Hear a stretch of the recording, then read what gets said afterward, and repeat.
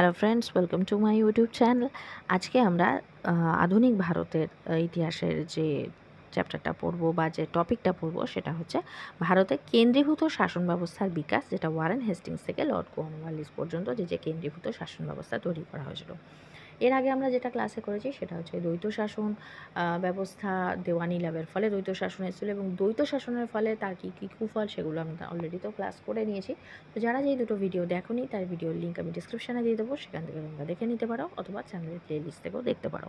তো তাই সেই দ্বৈত শাসন ব্যবস্থা তুলে নেওয়ার পরে ভারতে একটা সুন্দরভাবে যে শাসন পরিচালনা করার জন্য, কারণ এবার তারা ইংরেজরা কী করেছিল, আস্তে আস্তে রাজ্য জয়ের সাথে সাথে তারা ভারতে বেশ জমিয়ে শাসন করতে চাইছিল এবং সেই জমিয়ে শাসন করার জন্য একটা নির্দিষ্ট একটা বিধি নিয়মাবলী, একটা সুষ্ঠুভাবে পরিচালনার জন্য বিভিন্ন নিয়ম নীতির প্রয়োজন ছিল এবং সেই হিসেবেই ব্রিটিশ রাজ কীভাবে কী কী নীতি প্রয়োগ করেছিল, সেগুলোর মধ্যে কী কী পরিবর্তন এসেছিলো এবং ওয়ারেন হেস্টিংস থেকে কর্নওয়ালিস পর্যন্ত কী কী চেঞ্জেস এসেছিলো সেগুলোই মূলত আজকের ক্লাসে আমরা আলোচনা করব।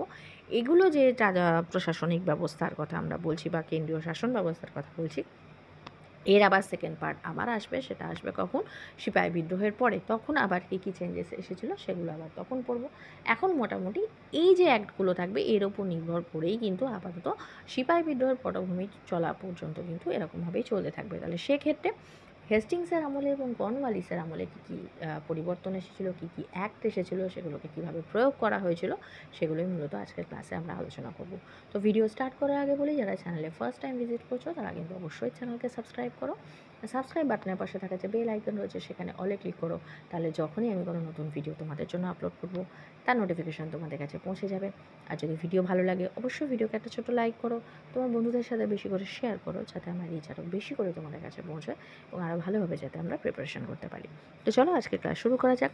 প্রথমেই যেটা দেখব সেটা হচ্ছে কি, আমরা কি জানি এর আগে দেখেছি, এর আগের টপিকগুলো যখন আমি পড়িয়েছি, যেমন তারা বাণিজ্য বিস্তার করছিল, করছিল। এবার তখন মনে হতে পারে যে যারা এই চ্যানেলে ফার্স্ট টাইম ভিজিট করছো তাদের জন্য বলছি, এটা আমার সেকেন্ড চ্যানেল। আমার ফার্স্ট চ্যানেলে কিন্তু এর আগে হিস্ট্রি, আধুনিক ভারতের ইতিহাসে যে আগের টপিকগুলো সেগুলো অলরেডি ডিসকাস করা আছে, তোমরা সেখান থেকেও দেখে নিতে পারো। তো চ্যানেলের লিঙ্ক আমি এই চ্যানেলের ডেসক্রিপশানে দিয়ে দেবো, সেখান থেকেও তোমরা চাইলে দেখে নিতে পারো। বা যারা ওই চ্যানেলে অলরেডি রয়েছে সেখান থেকেও তোমরা বাদ বাকিগুলো, কারণ আমি ওখানে বলেই দিয়েছিলাম যে ওখানে আমি হিস্ট্রি ডেসক্রিপটিভ করাবো না, ডেসক্রিপটিভ ক্লাসগুলো শুধু এখানে করাবো। তো যাই হোক, কিছু কিছু ভিডিওর লিঙ্ক আমি এখানে দিয়ে দেবো, সেখান থেকে তোমরা দেখে নিতে পারো।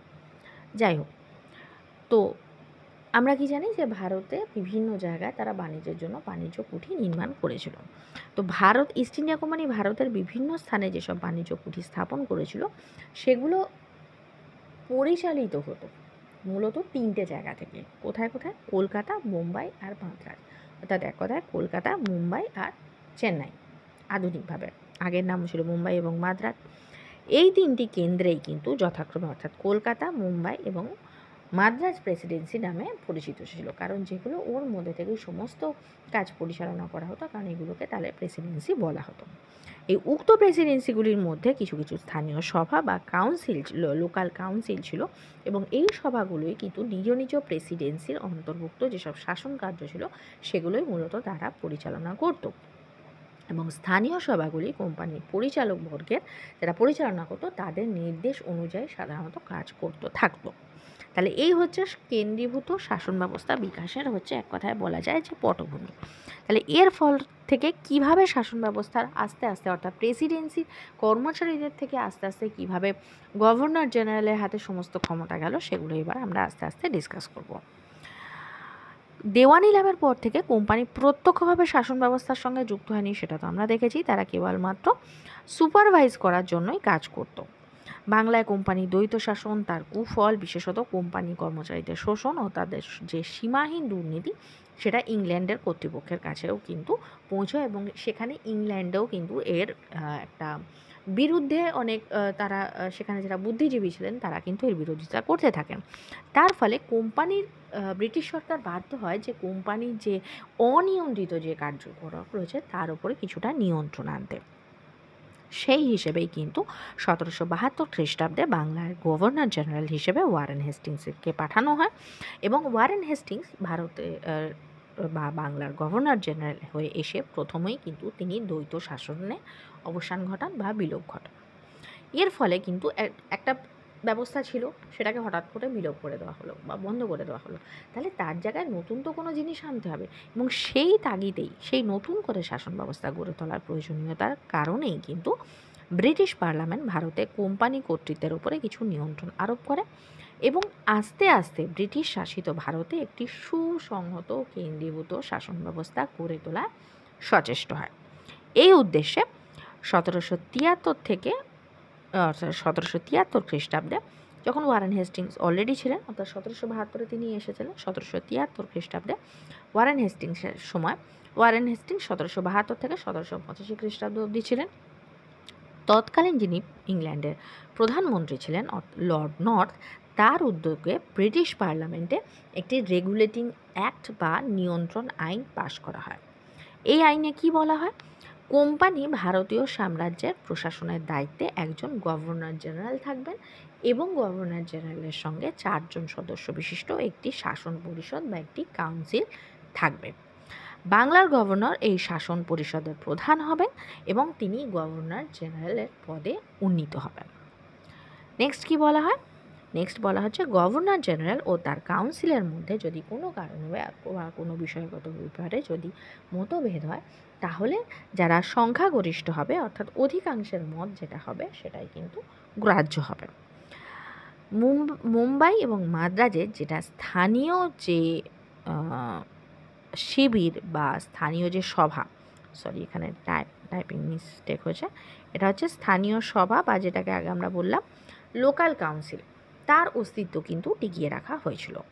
সভা পর্ষদ গভর্নর জেনারেলকে ব্রিটিশ ভারতীয় ভূখণ্ডের শান্তি রক্ষা, প্রশাসনিক নিয়ম কানুন প্রবর্তন, নির্দেশ ও আইন প্রণয়নের অধিকারগুলি প্রণয়ন করবে। কিন্তু এর মধ্যে কিছু কিছু জিনিস আছে, যেটা হচ্ছে যে মুম্বাই আর মাদ্রাজের যে লোকাল কাউন্সিল, তাকে টিকিয়ে রাখার হলেও কিন্তু যুদ্ধ ঘোষণা বা সন্ধি স্থাপনের ক্ষেত্রে কিন্তু তারা কোনো রকম আর দায়িত্ব নিতে পারবে না, যেটা আগে নিত। সেক্ষেত্রে কিন্তু গভর্নর জেনারেল এবং তার যে আন্ডারে যে কাউন্সিল আছে, সেই কাউন্সিলের মতামত তাদের নিতে হবে, এবং প্রয়োজনে যদি কোনো জরুরি ক্ষেত্রে হয় বা বিপজ্জনক পরিস্থিতির উদয় হয়, তবে সেক্ষেত্রে ধরো খুব এমার্জেন্সি হয়ে গেছে, তখন তো এখনকার মতো ট্রান্সপোর্ট এতটা ভালো, তাহলে সেক্ষেত্রে যদি কোনো এমার্জেন্সি হয়, সেক্ষেত্রে তাদের পরবর্তীকালে ইনফর্ম দেওয়া যাবে, কিন্তু সাধারণভাবে সব কিছু কিন্তু তাদের পারমিশন অনুযায়ী করতে হবে। কিন্তু এই রেগুলেটিং অ্যাক্টের ক্ষেত্রে কিছু কিছু ত্রুটি পরবর্তীকালে লক্ষ্য করা যায়। কীরকম? যেমন গভর্নর জেনারেল সকল বিষয়ে শাসন পরিষদের মতামত গ্রহণে বাধ্য ছিলেন, অর্থাৎ তার ক্ষমতাও নিয়ন্ত্রিত করা হয়েছিল, অর্থাৎ তিনি যে স্বাধীনভাবে কোনো মত নেবেন, কোনো ডিসিশন নেবেন, তিনি পারবেন না। তাকে যে সভাসদ যারা ছিল বা কাউন্সিল ছিল, তাদের পরামর্শে এবং তাদের তাদের মতামত গ্রহণ করতে বা শুধু শুনবেন এরম ব্যাপার না, তাকে গ্রহণ করতে হবে, এতেও তিনি বাধ্য ছিলেন। এর ফলে গভর্নর জেনারেল ও লর্ড ওয়ারেন, যিনি হেস্টিংস তৎকালীন ছিলেন, তার শাসন পরিষদের যারা সদস্য সেই সময় ছিলেন, তারা কিন্তু হেস্টিংসের কাজে সবসময়তেই বাধা দিতেন।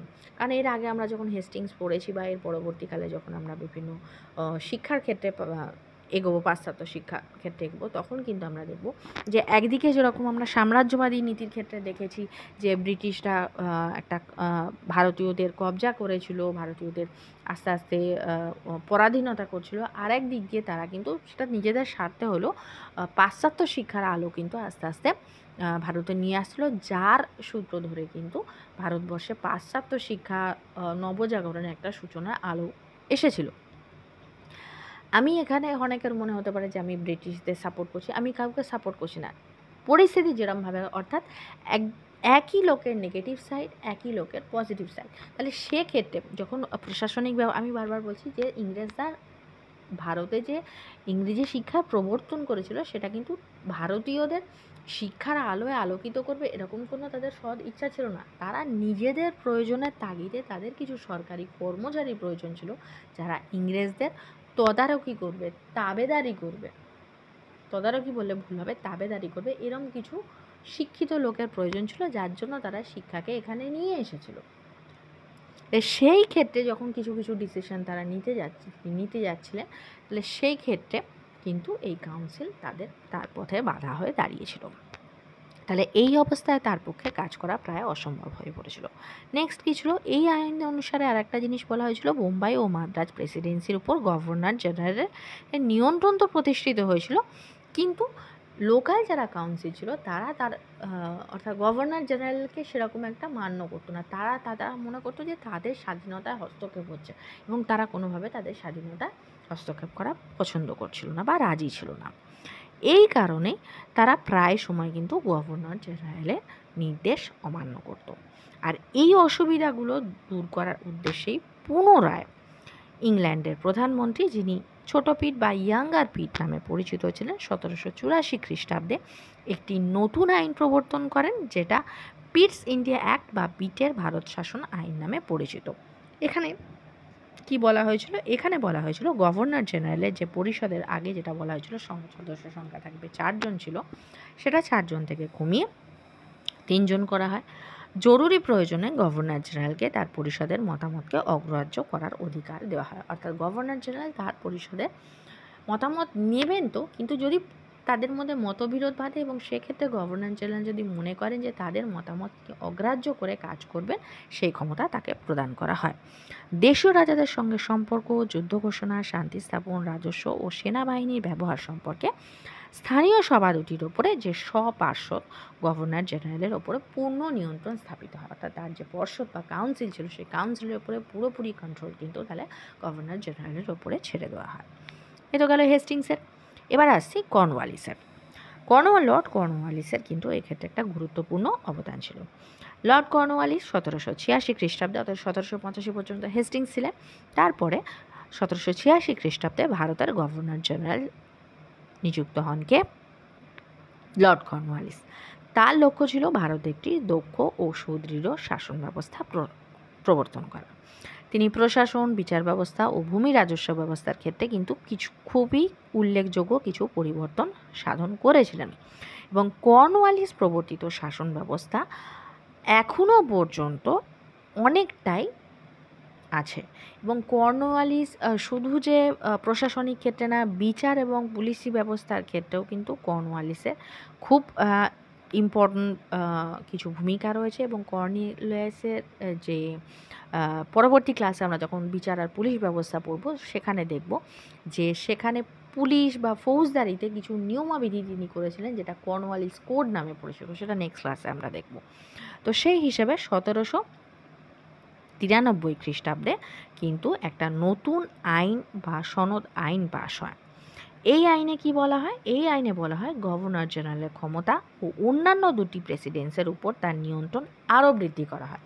একদিকে এখানে কাউন্সিলের ওপরে ক্ষমতা বৃদ্ধি করা হয়েছে, তার উপরে আর দুটো যে প্রেসিডেন্সি ছিল সেখানেও লোকাল কাউন্সিলের ক্ষমতা কমিয়ে সেখানে গভর্নর জেনারেলের ক্ষমতা বা পাওয়ার বাড়িয়ে দেওয়া হয়। এই আইন অনুসারে গভর্নর জেনারেলের ওখানে তো বাড়ানো হলো, তার পাশাপাশি কী হচ্ছে, লোকাল যে কাউন্সিলের সভাপতিত্ব করা বা কোম্পানির যে কোনো কর্মচারীর ওপর নির্দেশ জারি করা, এবং অন্য দুটি প্রেসিডেন্সিতে হাজির হয়ে যে কোনো বিষয়ে কর্তৃত্ব করার অধিকার দেওয়া হয় গভর্নর জেনারেলকে। রেগুলেটিং অ্যাক্ট অনুসারে স্বপার্ষদ গভর্নর জেনারেলকে বেসামরিক প্রশাসনের জন্য আইন কানুন ক্ষমতা রচনা দেওয়া হয়েছিল, এবং সেই হিসেবেই 1793 খ্রিস্টাব্দের সনদ আইনে সেই ক্ষমতাকে আরও বেশি সম্প্রসারিত করা হয়। এক কথায় বলা যায় রেগুলেটিং অ্যাক্ট দিয়ে শুরু হয়েছিল, তারপরে পিটের অ্যাক্টে কি হলো, সেটাকে আরও গভর্নর জেনারেলের ক্ষমতা বৃদ্ধি করা হলো, এবং কর্নওয়ালিসের সময় আস্তে আস্তে অর্থাৎ সনদ আইনের যেটা 1793-তে যে অ্যাক্ট এসেছিল, সেই অ্যাক্টে কিন্তু গভর্নর জেনারেলের ক্ষমতা অনেক বৃদ্ধি করা হলো, এবং সেক্ষেত্রে লোকাল যে কাউন্সিলগুলো আছে তার ক্ষমতা অনেকটাই খর্ব করে দেওয়া হয়। এবং 1793 খ্রিস্টাব্দের সনদ আইনের যেটা সম্প্রসারিত করা হয়েছিল, এবং এর ফলে কি হয়, পরবর্তীকালে এইভাবে ধীরে ধীরে কিন্তু আস্তে আস্তে ভারতে একটি সুষ্ঠু কেন্দ্রীভূত শাসন ব্যবস্থা গড়ে ওঠে, এবং এটা কিন্তু এই যে ব্যবস্থা, এটা কিন্তু 1857 খ্রিস্টাব্দের বিদ্রোহের পূর্ব পর্যন্ত এই ব্যবস্থায় কিন্তু অব্যাহত ছিল।